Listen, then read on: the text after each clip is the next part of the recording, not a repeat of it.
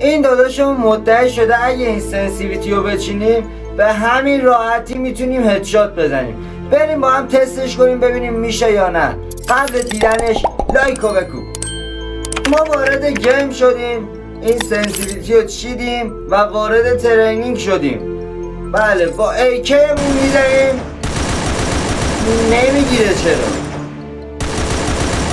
نه نمیگیره. میریم یه گان دیگه برداریم، اگه نت بذاره میریم M10 رو برمیداریم. به همراه گنگمون میبینید که همینقدر پینگمون بالاه.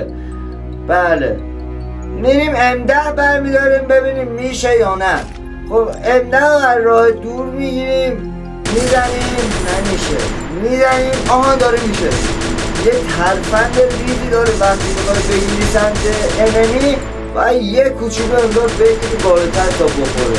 میزنیم میخوره، میزنیم میخوره. با AK خودمون دوباره یه تست بزنیم.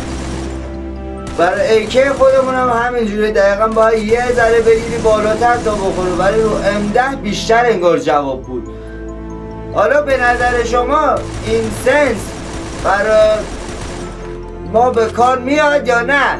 این پایین کامنت بذار ببینیم شما اگه باشی از این سنسیویتی استفاده میکنی یا چی؟ بدو بینه بدو.